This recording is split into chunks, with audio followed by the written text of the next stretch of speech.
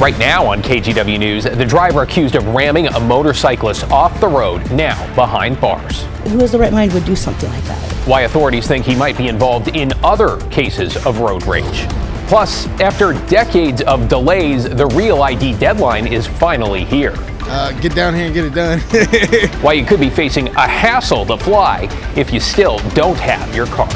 Then later, get ready for a sugar spike, the 8-year-old's shopping surprise that left his mom with box after box after box of his favorite candy.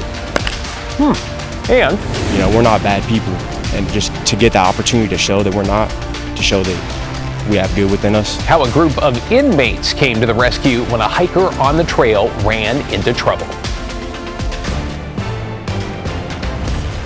Welcome to the news. I'm David Molko. We begin at 11, less than an hour out from the Real ID deadline. That means all adults will need a Real ID or an acceptable alternative like a passport in order to clear airport security in the U.S. and to board a commercial flight. Alma McCarty's live at PDS. So, Alma, first things first, what happens if somebody does not have that tomorrow?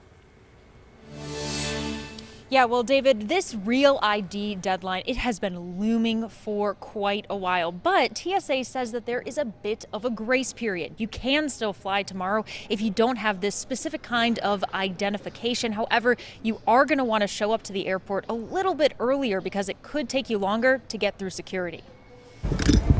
Inside PDX, even if you don't see the signs, travelers say they already know what's needed come Wednesday. 2003 is when they started talking, and then 5 is when they actually did it, and here we are.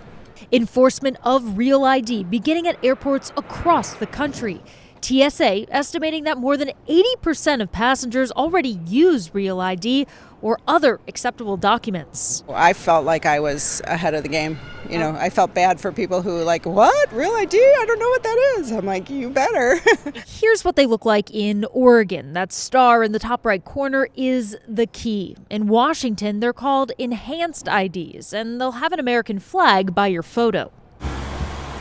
As recently as this week at DMVs across the Portland metro, The wait sucks if you don't have an appointment. Oregonians faced long lines waiting to apply. Well, I thought I had it, and then I looked at my ID when I was getting ready to book my flight for Vegas, and then I just saw that it needed that little circle on the side with that star, and I'm like, dang it, I gotta get it. The purpose behind all this, setting minimum federal security standards for people seeking to fly within the U.S. or accessing some federal facilities. Congress passed the Real ID Act back in 2005, based on a recommendation from the 9/11 Commission.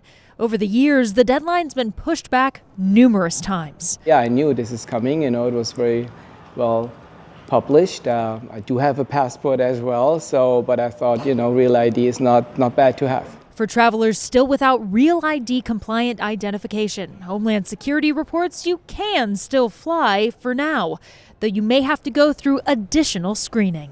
I feel like they've already given everybody a grace period. They should have done this already. It's not that hard.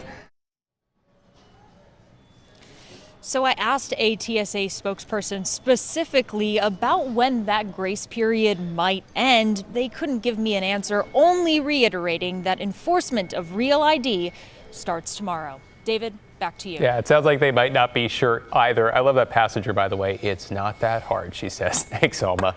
Hey, we want to make sure it's clear you only need a Real ID if you are flying or entering certain federal buildings. If you don't have one, yes, you can still get one. Here's what you'll need to bring to the DMV. Think 1, 2, 3. You'll need one proof of identity. It can be a passport, birth certificate, or other legal resident documentation. Then 2 proofs of address. So a number of things: an unexpired license or car registration, a business mail addressed to you, a pay stub or a rental agreement. And now 3, expect your Real ID to arrive in the mail in about, not 3 days, 3 weeks. If you still have questions about all of this, text us using the number on your screen. It's 503-226-5088. We're going to sort through it all, and tomorrow morning starting at 9, we'll bring you some of the answers. It's as part of team coverage at airports across the Pacific Northwest. Download the KGW Plus app on your smart TV anytime, and you can watch for free.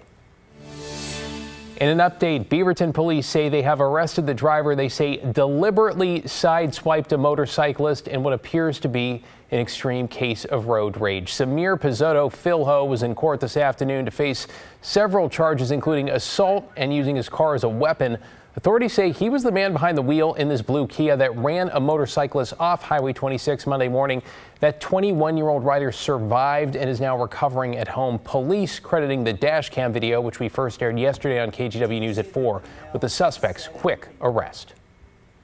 We received dozens and dozens of tips from our community, and ultimately it was one of those tips that led to the arrest of the suspect. The guy has issues, and I'm sorry he has issues, but who has the right mind would do something like that? I don't understand. Well, police released these photos of the damaged Kia and say it has a Florida plate. Officers say some of the tips indicate the driver may have been aggressive on the road in the days before the crash. To get you caught up on tonight's other headlines now, in Vancouver, authorities are searching for a man they say tried to kidnap a teenage girl at gunpoint. This was around 8:30 this morning in a residential area northeast 149th Street near 4th Avenue. The sheriff's office saying a man armed with a handgun approached the girl and told her to get in his vehicle. She was able to get away. Deputies described the suspect as a white man in his 20s or 30s with shoulder-length brown hair. They say he was driving a newer four-door metallic blue sedan. Authorities are also asking neighbors to check for surveillance video. The suspected leader of a massive drug trafficking ring has now been arrested in Salem. Alberto Salazar Amaya is allegedly a high-ranking member of the Sinaloa cartel. The DEA says he's in the country illegally and had been deported before.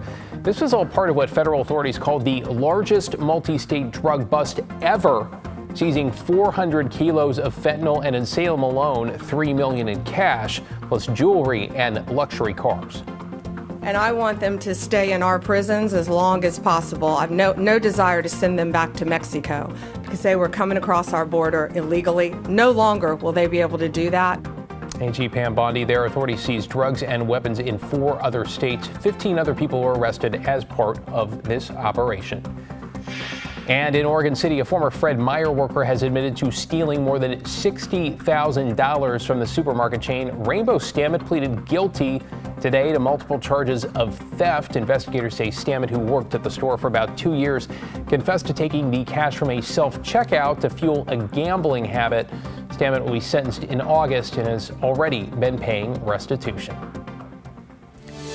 Happening now, some 130 cardinals from around the world are at the Vatican beginning the process of voting for a new pope. This is a live look from St. Peter's Square, where it's just past 8 on Wednesday morning, with the cardinals set to enter the neighboring Sistine Chapel and cease communication with the outside world later today. Well, after Wednesday's vote, expected sometime in the evening local time, the cardinals will vote 4 times a day as necessary until the 5th day of the conclave. That's when they will pause for a day of prayer, then return to vote until they reach a 2/3 majority backing one new pontiff. Once they have chosen a pope and that cardinal accepts, that's when we'll see white smoke rise from the chimney and hear the sound of bells tolling. By the way, in the last 2 conclaves, a new pontiff was elected before the end of the 2nd day. We'll keep you posted there. Okay, let's take you outside on this Tuesday night. 68 degrees, pretty balmy in the Rose City on what was one of the warmest days so far this year. Matt Safino here with a first look at your weather impact forecast. Hey there, Matt. Hey, David. Yeah, it was a beautiful day. We had scattered high clouds. That was about it. Not enough, though, to keep us out of the mid-80s. In fact, we ended up reaching 85 today, making today the warmest day of the year so far, eclipsing last Thursday when we hit 84. So is it early for 85? Yes, it is. Today was our first of the year, right? But the average first date of 85 degrees is May 22nd. So if you look at it that way, we did it more than 2 weeks early. The earliest we've ever done it was back in 2016. We hit 85 on April 7th. So it can happen earlier, but usually it's a little bit later than this. So yeah, we've been keeping with our theme of our very warm April and warm early May as well. Outside right now, it is 68. Humidity is still really low, 27% for this time of the night, this time of the year with the clear sky. We've got a couple of changes on the way.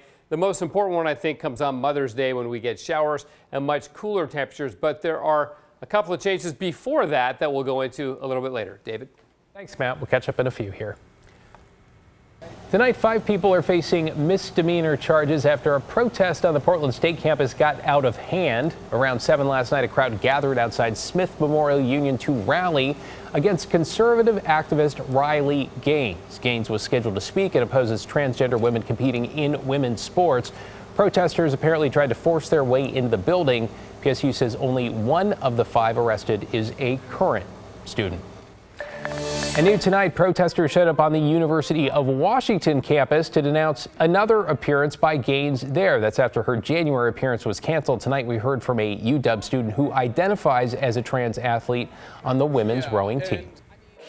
I don't think that they're really willing to listen to people's real stories and like real backgrounds. And I think that they're more of the mindset of, okay, let's just point the finger here. Well, tonight's protest comes 24 hours after a chaotic pro-Palestinian demonstration at UW, which ended with busted glass, spray-painted walls, brand new equipment trashed, and doors glued shut in the school's new engineering building. The university says damage to that equipment alone could cost more than $1 million. Never thought this would happen. Like actually like locking yourself into a building or barricading yourself in. Officers say they arrested a total of 32 people. A group of inmates doing maintenance on a local trail became first responders when they helped save the life of a hiker who had a medical emergency. The 5 inmates were from the South Fork prison camp and were taking a break near Lost Lake in Clatsop County last Wednesday when someone ran up saying a friend needed help. It turns out the hiker was having a diabetic emergency. The inmates had been trained in first aid, including CPR. These guys, they know exactly what to do in these situations. We trained for it. They were ready. They had no hesitation. They knew what to grab. You know, we're not bad people, and just to get the opportunity to show that we're not, to show that we have good within us, it's amazing. 1 inmate grabbed a stretcher, another a radio, a third an AED. Together, they ended up packing him out, getting him into an ambulance about 20 minutes later. Some of those involved now say once they're out of prison, they're thinking about becoming first responders or working in the emergency field.